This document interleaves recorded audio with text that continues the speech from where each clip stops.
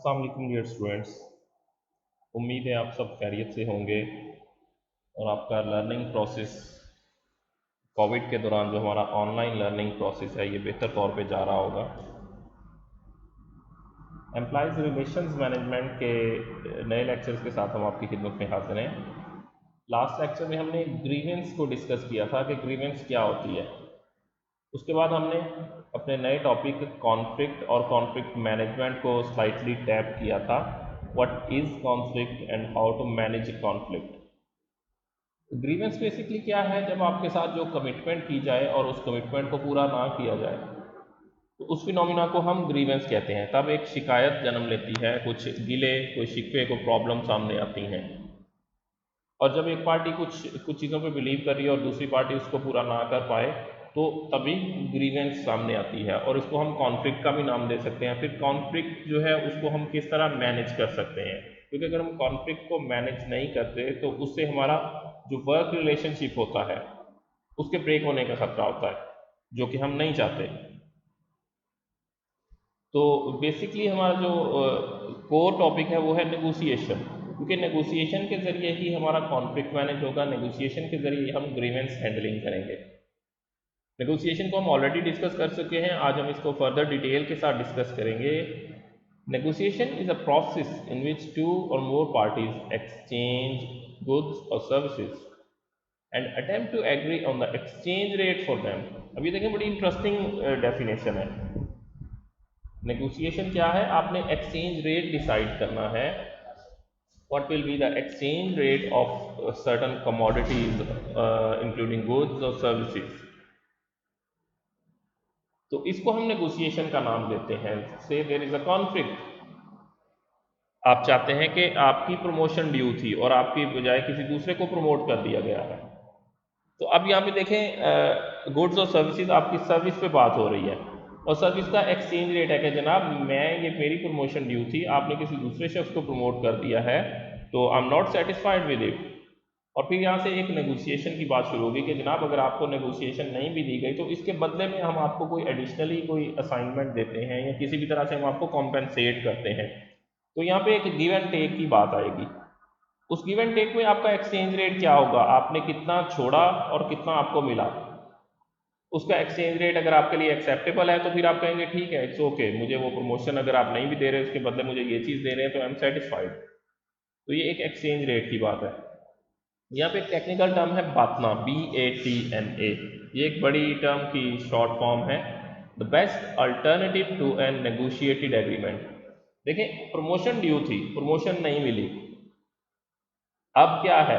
क्या आप खामोश बैठे रहेंगे? नहीं, आपने बात उठाई, प्रॉब्लम हुआ, कॉन्फ्लिक्ट सामने आया ऑर्गेनाइजेशन और एम्प्लॉय के दरमियान, और फिर आपने सोचा कि भाई अगर प्रमोशन नहीं भी मिली तो कम से कम मुझे इतना फाइनेंशियल बेनिफिट होना चाहिए। प्रमोशन के अगेंस्ट जो मेरा बेस्ट ऑल्टरनेटिव है, इसको हम इस तरह भी कह सकते हैं द लोएस्ट एक्सेप्टेबल वैल्यू, कि भाई वो चीज़ नहीं मिली लेकिन उसके बदले में कम से कम मुझे इतना ज़रूर मिले, तब तो मैं सेटिस्फाइड हूँ, अदरवाइज मैं इसके लिए I am not going to satisfy with it.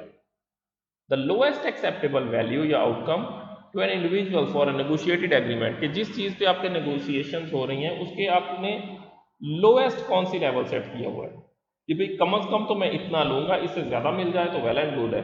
और इसी तरह दूसरी पार्टी ने भी इसको सेट किया होता है कि भाई कम से कम हम इसको इतना दे देते हैं, अगर इससे भी कम पे बात हो जाए तो ये बहुत बेहतर है। तो जब भी प्रॉब्लम सामने आती हैं, बार्गेनिंग होती है, तो उसमें दो तरह की बार्गेनिंग होती है। एक है डिस्ट्रीब्यूटिव बार्गेनिंग, डिस्ट्रीब्यूट करना है चीज़ों को। Negotiation that seeks to divide up a fixed amount of resources. Amount of resources are fixed, and you have to divide those resources among parties concerned. So the output will be a win and lose situation. अब एक party को कुछ मिलेगा और दूसरी party को कुछ नहीं मिलेगा, ऑफ कोर्स एक जीतेगा और एक हारेगा, क्योंकि चीजें तो तकसीम हो गई ना। जिसके पास जो चीज़ गई उसको मिली और जो दूसरे के पास नहीं गई उसको नहीं मिली। जीरो सम गेम भी इसको कहते हैं कि एक शख्स को जीरो मिलेगा और दूसरे को sum, SUM, sum mean the sum total of all. एक शख्स को सब कुछ मिल जाएगा और एक को कुछ भी नहीं मिलेगा। तो ये एक कोई एडवाइस या कोई रिकमेंडेड वे ऑफ नहीं होता बार्गेनिंग का। रिकमेंडेड चीज क्या है? Integrative bargaining. अब इंटीग्रेशन करें, चीजों को मिल बैठ के सॉर्ट आउट करें। Negotiation that seeks one or more settlements that can create a win win solution, कि जनाब हम उसको कुछ इस तरह मैटर को सॉल्व करें कि दोनों पार्टीज का ही फायदा रहे। तो इससे हमारा एग्रीमेंट जो है वो बेहतर होगा, हमारी बार्गेनिंग बहुत बेहतर तौर पे होगी। इसको हम इंटीग्रेटिव बार्गेनिंग का नाम देते हैं। What are the difference between distributive versus integrative bargaining?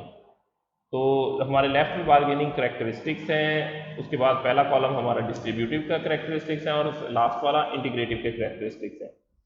अब देखें अवेलेबल रिसोर्सेज में हमारे पास बार्गेनिंग करेक्टरिस्टिक्स में पहली चीज जो जिसको हम डिस्कस करते हैं available resources, fixed amount of resources to be divided. अब इसमें होता है ये फिक्स अमाउंट है कि भाई प्रमोशन ड्यू थी, एक को मिल गई है, अब एक ही प्रमोशन हो सकती है, दूसरी तो हो नहीं सकती, आप कुछ करें।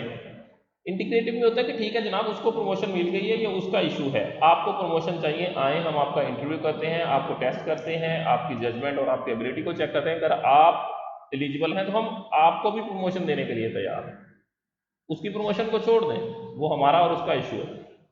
तो इसमें variable amount of resources to be divided, resources जो है वो वेरी करते हैं, आप नए रिसोर्सेज जनरेट कर लेते हैं। प्राइमरी मोटिवेटर, प्राइमरी मोटिवेशन क्या होती हैं? आई विन यू लूज, और दूसरे में होती है आई विन यू विन। जैसे हमने अभी बात की कि डिस्ट्रीब्यूटिव करेक्टरिस्टिक्स में एक पार्टी को हारना होता है और तब दूसरी जीतती है, लेकिन इंटीग्रेटिव में दोनों पार्टीज जीत सकती हैं, विन विन सिचुएशन को हम सामने रखते हैं। प्राइमरी इंटरेस्ट क्या होते हैं?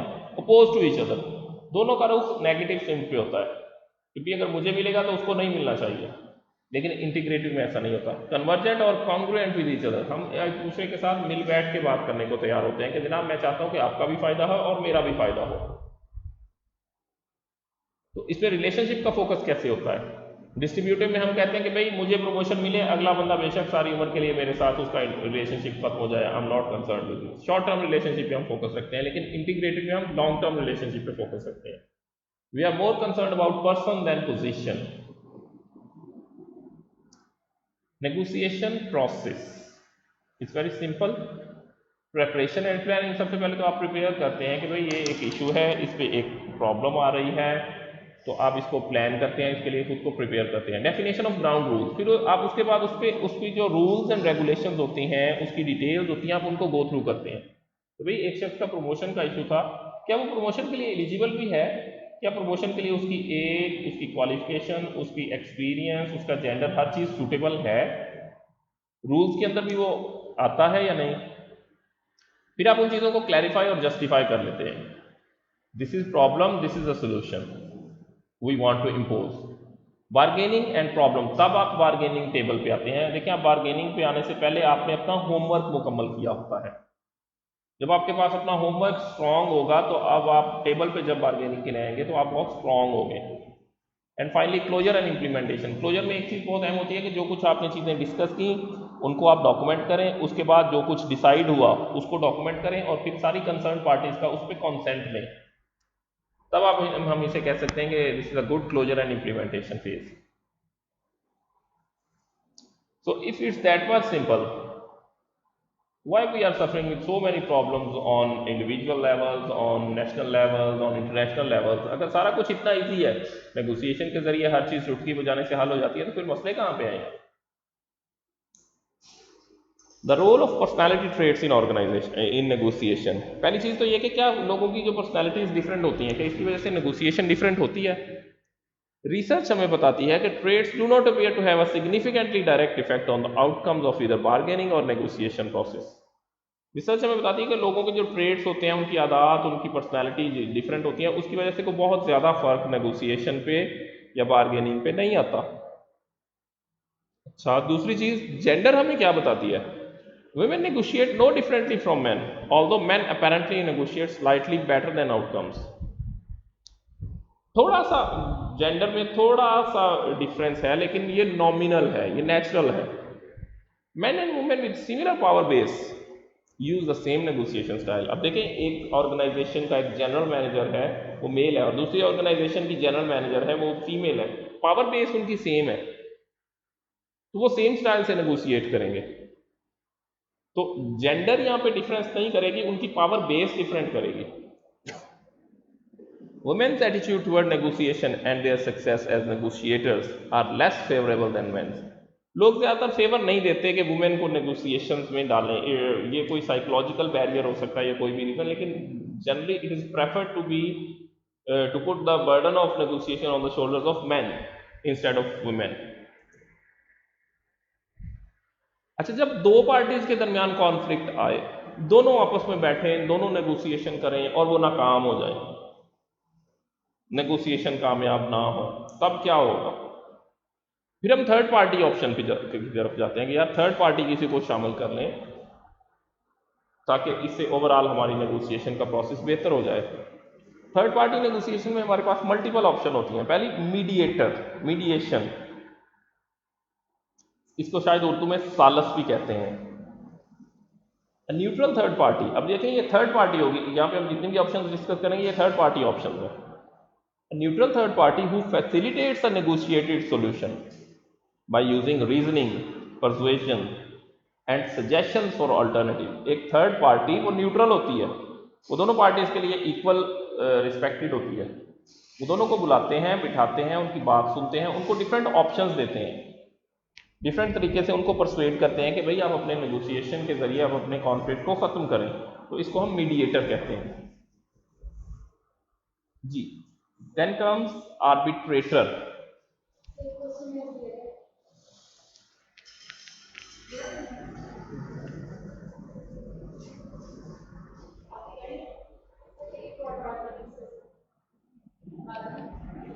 So, in a third party negotiation, the second option is arbitrator. What do you mean by arbitration? Arbitration क्या होती है कि जब कोई शख्स थर्ड पार्टी जिसके पास लीगली ये पावर हो कि वो आप पे इम्पोज कर सके. देखिए, दो पार्टीज के दरमियान पार्टनरशिप का कॉन्ट्रैक्ट हुआ और उन्होंने उस कॉन्ट्रैक्ट के अंदर लिखा कि जब भी कभी हमें प्रॉब्लम आएगा तो फलां बंदा या फलां पार्टी हमारी आर्बिट्रेटर होगी. दैट मीन्स कि उस एग्रीमेंट ने उस पार्टी को एम्पावर कर दिया. अब पार्टी ए और बी के दरमियान कॉन्फ्लिक्ट आया, वो पार्टी सी के पास गए, सी ने दोनों का मौक़िफ़ सुना और एक फैसला सुना दिया. अब वो फैसला दोनों पे बाइंडिंग है, वो दोनों उसको फॉलो करेंगे. A third party to a negotiation who has the authority to dictate an agreement. पहले के पास अथॉरिटी नहीं थी, वो फ्रेंडली था, वो ओवरऑल उसको वो चाहता है कि इनका मामला सॉल्व हो जाए, लेकिन आर्बिट्रेटर के पास ओवरऑल एक अथॉरिटी है. कॉन्सिलिएटर, कंसाइल करना, रिकंसाइल करना, चीज़ों का मुवाजना करके रीसेट करना उनको. अ trusted third party who provides an informal communication link between the negotiator and the opponent. अब देखिए, कई बार प्रॉब्लम्स ऐसे आ जाते हैं कि आप कम्युनिकेशन करने के लिए तैयार नहीं होते. अब जब तक बात करेंगे नहीं, बात बनेगी कैसे? बात करेंगे तो कन्फ्यूजन दूर होंगी, बात करेंगे तो मुख्तलिफ ऑप्शंस पे काम होगा ना. तो कॉन्सिलिएटर जो होता है वो दोनों पार्टीज के दरमियान एक कम्युनिकेटर का रोल प्ले करता है. सर्द जंग जब दुनिया में जारी थी उस वक्त कुछ मुल्कों ने दोनों पार्टीज के दरमियान, जो कम्युनिस्ट ब्लॉक था और जो कैपिटलिस्ट ब्लॉक था, उन दोनों के दरमियान कुछ कॉन्सिलिएटर के रोल प्ले किए. दोनों के जो थे उनके मौक़िफ़ उनको सुना गया और दूसरी पार्टी तक पहुंचाया गया, क्योंकि चीज़ें इतनी टेंस हो चुकी थी क्योंकि ओवरऑल वो आपस में कम्युनिकेट करने के लिए भी तैयार नहीं थे. तो कॉन्सिलिएटर भी बड़ा एक अहम रोल होता है. Then comes consultant, an impartial third party skilled in conflict management who attempts to facilitate creative problem solving through communication and analysis. अब ये भी एक थर्ड पार्टी है लेकिन ये स्किल्ड है. इसका काम ही ये है कि जनाब जब भी एम्प्लॉयर और एम्प्लॉय के दरमियान प्रॉब्लम आएगा तो हमारे पास आएंगे और हम उसको एमिकेबली सॉल्व करेंगे.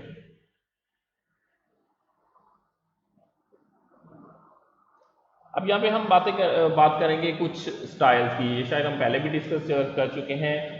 हमारे पास कंपटीशन है, कोलैबोरेशन है, उसके बाद हमारे पास अवॉइडेंस है, then we have accommodation and finally we have compromise. ये कॉन्फ्लिक्ट हैंडलिंग स्टाइल्स हैं, इनको हम पहले भी डिस्कस कर चुके हैं. आज हम दोबारा से इनको एक बार गो थ्रू करेंगे. Competition, when quick decisive action is vital in emergencies on important issues. देखिए, कंपटीशन का स्टाइल हम कॉन्फ्लिक्ट हैंडलिंग स्टाइल का अडॉप्ट करते हैं जब फौरी तौर पे डिसीजन करने की जरूरत होती है. हम किसी से मशवरा कर नहीं सकते, टाइम नहीं है, इतनी हमारे पास रिसोर्सेज नहीं है. When unpopular actions need implementing, in cost cutting, enforcing unpopular rules, discipline. जब आप किसी गैर मारूफ चीज़ जो आमतौर पे लोग नहीं करते लेकिन आप उसी चीज़ की तरफ जा रहे हैं, आपको वो इंप्लीमेंट करना पड़े। On issues vital to the organization welfare, और ये कोई ऐसा इशू है जो ऑर्गेनाइजेशन लेवल के लिए बहुत ज़रूरी है, पूरी ऑर्गेनाइजेशन के फायदे के लिए, फिर आप कंपीट करने के लिए तैयार होते हैं कि भाई अब मुकाबला होगा लेकिन मैं इससे पीछे नहीं हटूंगा।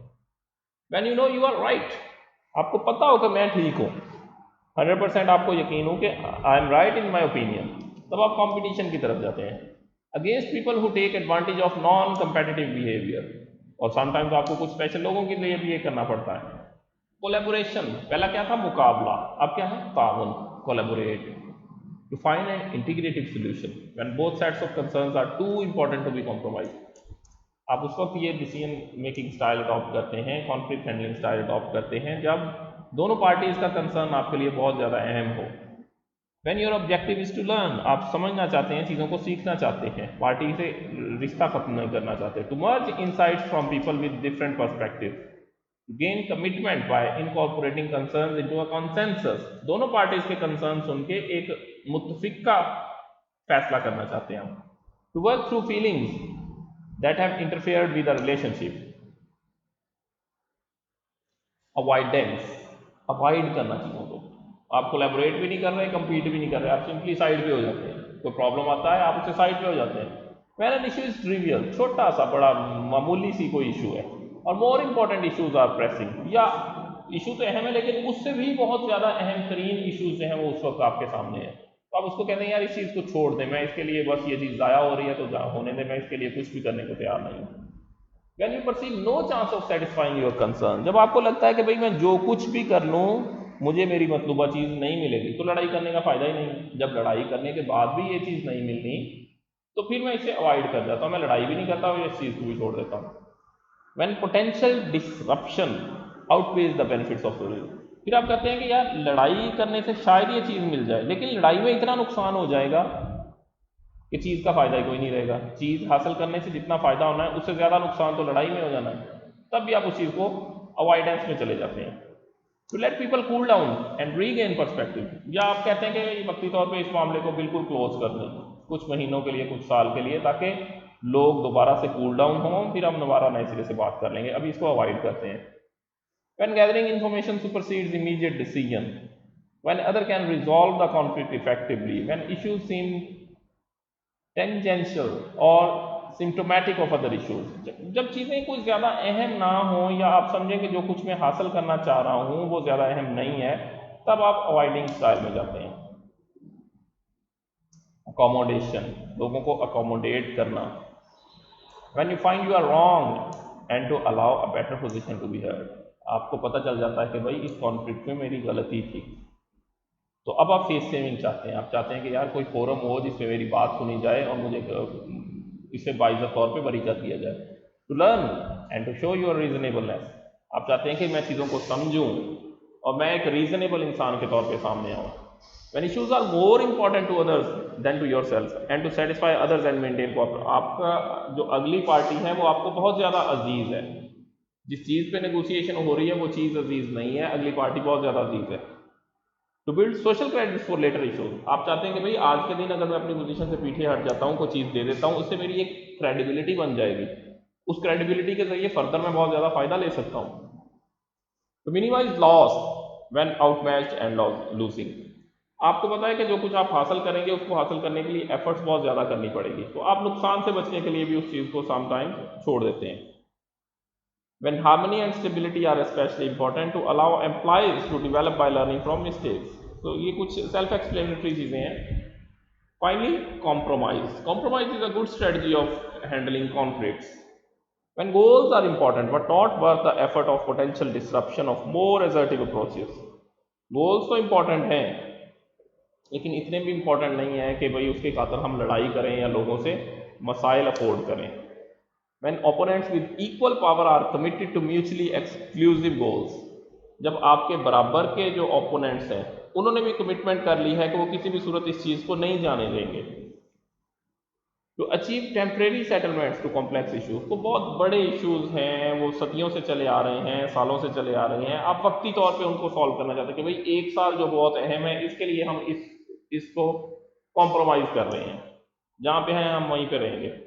To arrive at expedient solutions under time pressures.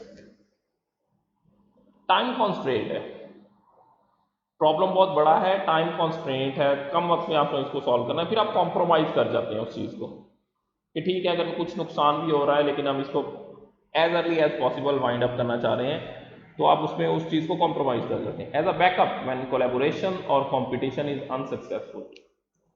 Sometimes हमारी फर्स्ट स्ट्रेटजी जो होती है वो कोलैबोरेशन होती है, सेकंड स्ट्रेटजी कंपटीशन होती है। जब वो दोनों स्ट्रेटजीज फेल हो जाती हैं, फिर थर्ड स्ट्रेटजी हमारी कॉम्प्रोमाइज़ होती है कि भाई पहले तो मैं इसके लिए तामुन के जरिए इस चीज़ को हासिल करना करना कोशिश करूँगा, फिर मैं compete करूँगा इसके लिए। अगर दोनों तरह से ना हासिल हुई तो फिर क्या है, सफ़र ही करना पड़ेगा।